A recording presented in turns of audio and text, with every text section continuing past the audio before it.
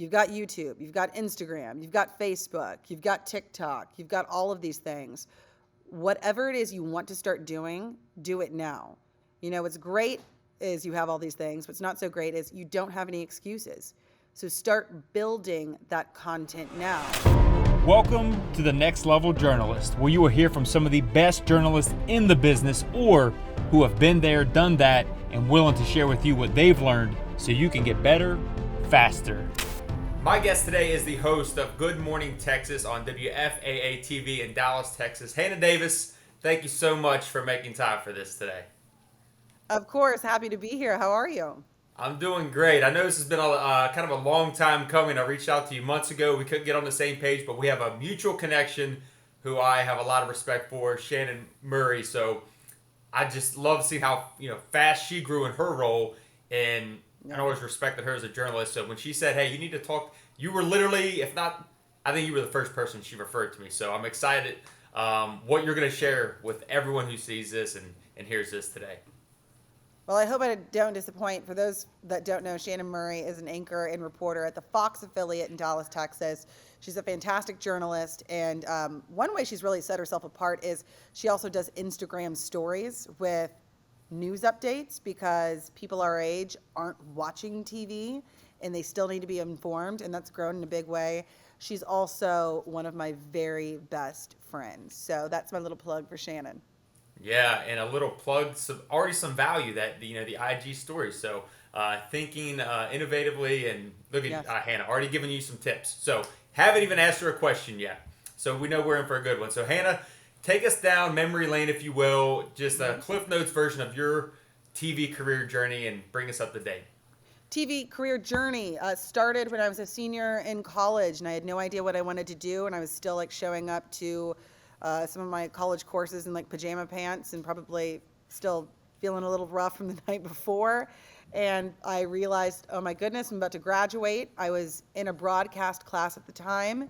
I've always been in theater. I've hated small talk. I've loved deep conversations, and journalism kind of fit those things of being in front of an audience and then having conversations that matter. So I started applying, and I actually got hired in my hometown of Wichita, Kansas, behind the scenes as a producer. That is not the typical route for most people that want to be on camera, but for me it was incredibly valuable to understand how to produce a show, because I think that's a key element to have, because anybody can talk, but to know how to produce a show, a story, a segment, whether it's a tweet or a long-form story, what's the best way to tell it. So I did that for several years. I then truly pestered the company I was with at the time until they put me on camera. And I did that by going out with reporters, offering to log their video, and then I'd come in on the weekends, write my own story with their footage, and I would send it to the powers that be once a week with the subject line, "Penny for your thoughts." They finally let me be on camera, and then I moved up to anchoring there. And then I came down to Dallas as an MMJ. If you don't know what that means, it means you shoot, you edit, you write, you do it all. It was a great way to learn a market. And then I moved to our morning show, where I really kind of found my voice. And that voice is humor, it is fun activities, and it's inspiring people. I'm looking for the people that I want to emulate. I think so much of the news focuses on the people that we don't want to emulate. And then from there, I moved to hosting Good Morning Texas, where we celebrate the good in our community and talk about fun stuff to do.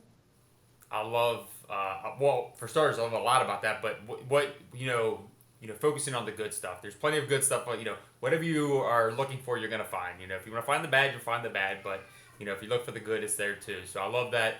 And the common denominator with so many people I talk to, including yourself, you humbly do kind of the stuff at first that you don't set out to do. It's not very glamorous, but it leads to, look at where you are today. If someone would have told you out of the gate, hey, this is going to lead to a host job in Dallas, a top 5 market, if I'm not mistaken, what would you have said to that person? I would have believed them 100%. I That's would have. awesome. Confidence is not a problem. I've always thought I was really damn good. That said, my parents are entrepreneurs, they're small business owners. So work ethic is something that I've always had. And this is where I get to sound like, like the old crotchety man, like yelling at the kids. Do cut your teeth, do the work. You're not too good for anything. Like when I was trying to be a reporter, I was a morning producer, and that meant I was going into work at 10 p.m. I was getting done with work at 7 or 8 a.m. And then that's when I would go out with the reporter. And then I would stay as they shot. I would log their footage. I would ask if I could shoot a stand up and then come in on the weekends. So work your butt off and don't let a mean boss get you down. Learn how to deal with it, learn how to be direct, but work really, really hard, and that will never fail you. I mean, you'll have bad days. You will have days where you go into the bathroom stall and cry, but in the long run, that's not going to hurt you. It's only going to benefit you. Yeah, it sounds like you've had a lot of clarity once you figured out journalism was the route that you were going to go, and just knowing kind of that end in mind, if you will, that that's what you were aspiring to be in front of the camera, and you put in that those hours, and again coming in. You said once a week, doing stuff that you didn't have to do and doing stuff when no one was looking, all preparing you for this. So I hope people are picking up on, those subtle, but I would like to think obvious details, but, this day and age, some people don't have that work ethic, and clearly it was instilled in you at a young age. You know, So that's awesome. I I don't, know I we can go don't, so many different routes with this, but okay. I want to ask you maybe how you thought, you know, like you said, it's a non-traditional way of getting in, going that producer route. Was it difficult to get that job for those who think, what, I'm only going to do on air, but it's like, well, you might have a better shot if you do this. Take us through what that process was like, and if you considered, trying to get on air first, or did you try to get on air first and you just kind of settled? You know, there's no one there's no one way to do anything. A big deal. It was kind of easy for me because I was moving back home. Also, when you're starting in this business, you get paid nothing in the beginning, so I was able to live at home with my parents doing that. Um, Look, I don't think there's any one way to do it. Like, if you are determined to get on air and you start, that was my foot in the door, was to be a Yep. producer. You're going to make it happen. That said, I think knowing what you want and having clarity, that's a really big thing. And for some people, that would mean going to a smaller market, starting on air. I'm going to give you that politician's response to this one. There's like really no one answer on that. If you Yeah. get your foot in the door doing something, maybe it's a position that you want to do something else, but you're in that arena and you can get noticed and you can prove yourself, that's great. Or if you know exactly what you want, then find that position. Either way can work for you. Yeah, I love how you mentioned that. I mean, again, clarity is king. Once you figure out what it is that you're after, then you can reverse engineer that. So how about what has gotten you to the point that you are? I mean, obviously we've heard work ethic. You've certainly paid your dues, but maybe what sets you apart? Forget about what got you to where you are, because what set you apart is what got you to where you are. So what do you think you did in order to develop that skill set that you have? Again, you already talked about your confidence. We can clearly tell that, but you've got a skill set. It's not like you're just a talking face. You put in, again, the hours behind the scenes. So talk about maybe what makes you unique. I think what it is, and I moved to lifestyle, so I don't know if it wouldn't necessarily apply in the news world. I think it does to an extent, but what it is I found my voice. I found what I was truly interested in. And for most people in the beginning of your career, what you're doing is you're cutting your teeth in all these different factions. Maybe it's investigative, it's crime beat, it's community, it's health. You do it all. But then you figure out what is it that when I'm doing this thing, this subject, I light up, it does not feel like work, or at least I feel energized. Then what I would say is intentionally try to start moving towards that and doing more of that. For me, that was positive stories. That was feature stories. That was what some people would call fluff, but I don't look at it as fluff. To me, they're the most important stories. And so lean into that and start giving yourself those assignments. So what set me apart was I really leaned into that.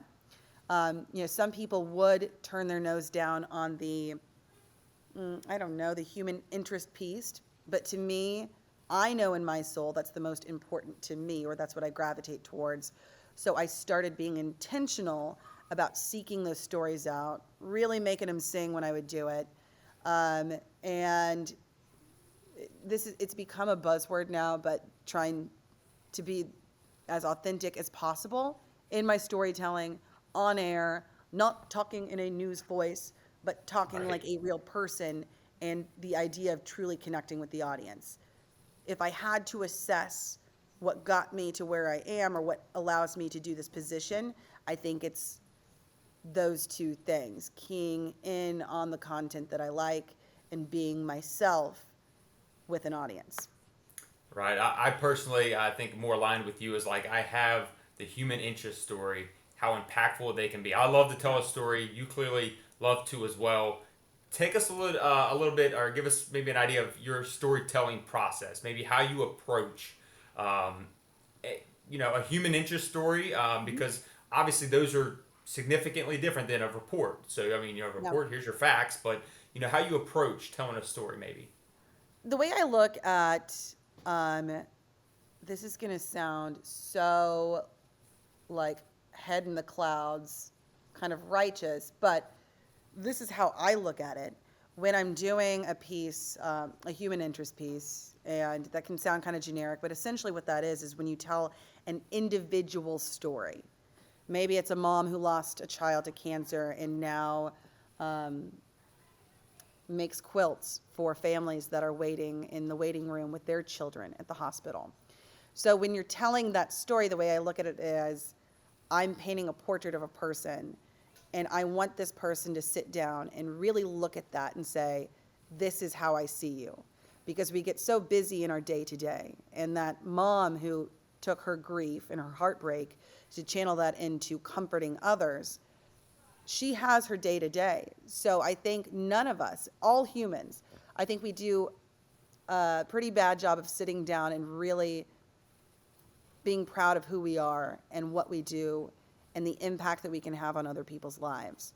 So my goal is to make somebody pause for 2.5, 3.5 minutes and see themselves the way I see them.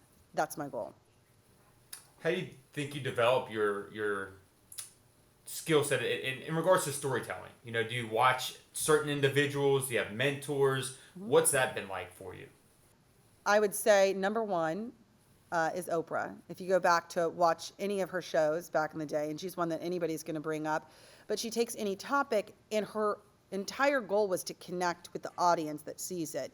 And whether she was talking to like an A-list celeb or a couple that's coming on to talk about infidelity, she wanted to connect with them on a human level and then connect with the audience on a human level. So it's that connection and allowing us to see each other and to see lessons in each other's lives.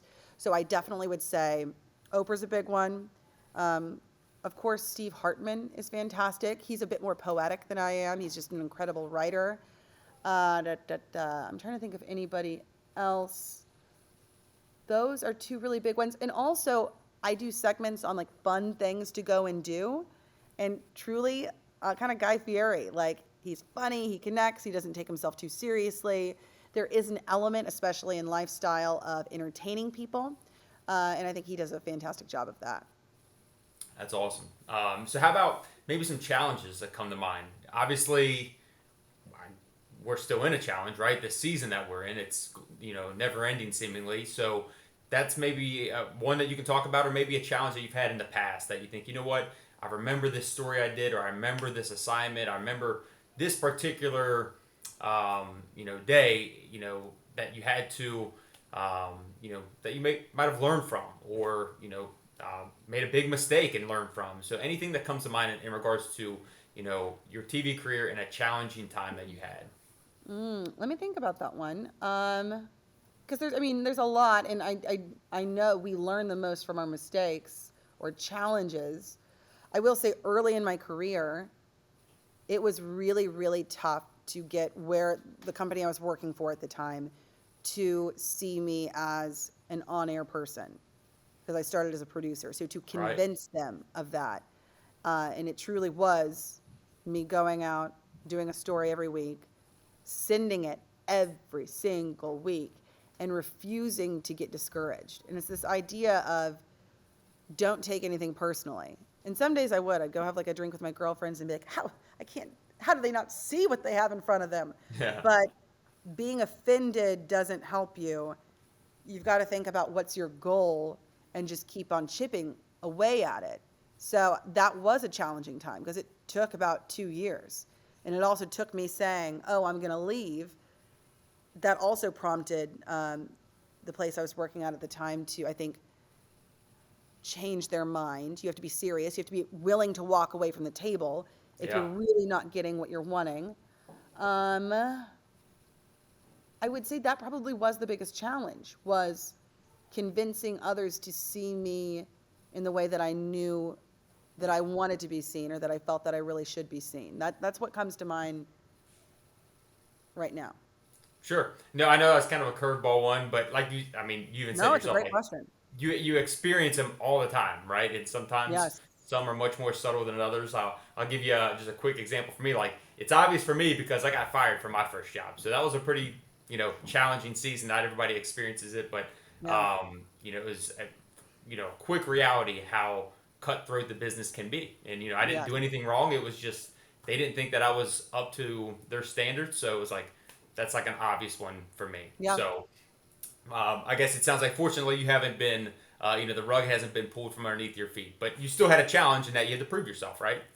Yeah. Oh, yeah. I mean, it was a hard no for a long time from them. And I Yeah. mean, I just kept at it. It was, that took forever and ever. And so it's this balance of being humble because you got to take that no, and then also being tenacious and continuing and being consistent. Yeah. But yeah, I mean, like you said, I haven't been fired, but I have friends who have been, who are incredible journalists, brilliant, and it is what you learn through those tough times and how you carry yourself through that.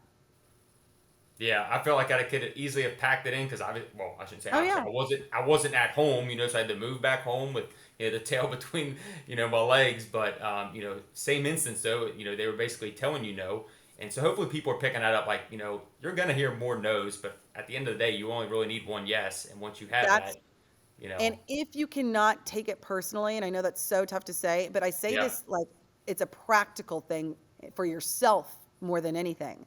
If you cannot take it personally and be like, oh, they're just wrong, then you are going to save yourself grief, because if you take it personally and you let it sink in, that's just unnecessary grief that you have to experience. Now, yeah. I sometimes I'm really good at that, and sometimes I'm not. But looking back, it's like, okay, if you can just know that you're going to hear no's, just know it, and just keep plugging along, because then you just need that one yes, like you said. Yeah, I wish I would have. Boy, I was mad when I walked in and they, canned me. It I was, know, yeah. which is a Um, natural reaction. right. Yeah. I wish I'd have had YouTube back then and could have referenced, like, hey, keep your head up. You'll be good. Just keep on plugging away. But that's why I have people like you on here to remind people, like, don't give up. No, So much great stuff, Hannah. But I do want to respect your time because you are clearly at work, right? I mean, you're back in the I building am. there. I don't live in a studio. Yes, I am at work. And not everybody gets as dressed up for these conversations. So obviously, it's yeah. So she's at work, but I want to respect your time, Hannah. Is there anything that maybe I haven't asked you? Because I know we could go so many different directions, but with keeping in mind like who may see this or hear this, people trying to break through and get their first job. I say aspiring journalists, but at the end of the day, like I feel like we should always be aspiring to do our Yeah. best in whatever it is we do. So is there anything that you want to share? Like what I definitely wanted to say this, when I hopped on this conversation that you could share. Yes, start today. Don't wait. We live in a world now where you don't have to wait. You don't need to get a job at ABC, NBC, CBS. Yes, that's all great. You've got YouTube, you've got Instagram, you've got Facebook, you've got TikTok, you've got all of these things. Whatever it is you want to start doing, do it now. What's great is you have all these things. What's not so great is you don't have any excuses. So start building that content now. And in many ways, there's less restrictions. You don't have Yeah. an editor telling you it has to be 90 seconds or it has to be this or that. you can tell the stories that you want to. So do it now, and do it in the way that you want to, because you can. And not people didn't used to be able to do that back in the day. Yeah, this is back in the day right here. I may not be, I'm 37, old enough to know what it's like to send out a VHS tape. So here's my first demo reel on a VHS. Oh, man. So I couldn't hold up a cell phone and just do a Facebook Live back in the day, or IG Live. So I love that you say that. Like, there's no reason to wait until you're in a station. You've got the power of social media right at your fingertips, and it's only going to make you better, right? I mean, you'll get reps in front of a camera, feel more comfortable, find your voice like you talked about. I mean, that's a huge tool, I feel like, to get better now. I love that.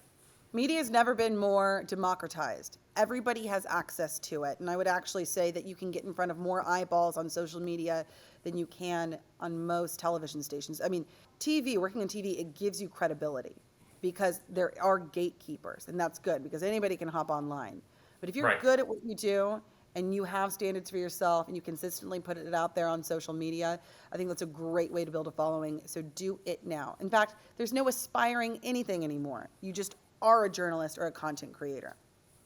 That's great stuff, Anna. Thank you so much. Again, I know you're at work, so I want to respect that. And so much value, so much great stuff. So anybody that sees this, re-rack it, listen to it again, watch it again, because no doubt you will get better just by listening to what Hannah shared. Thank you so much. I had a blast. And thank you for checking out this channel. If you found this content beneficial, I'd appreciate it if you hit that like button, hit that subscribe button, and share it with someone you think might find it beneficial as well, because this channel was simply started and created to serve you, to help others grow, to learn how other successful TV journalists do or did it. So take what serves you so you can get better faster and reach your next level.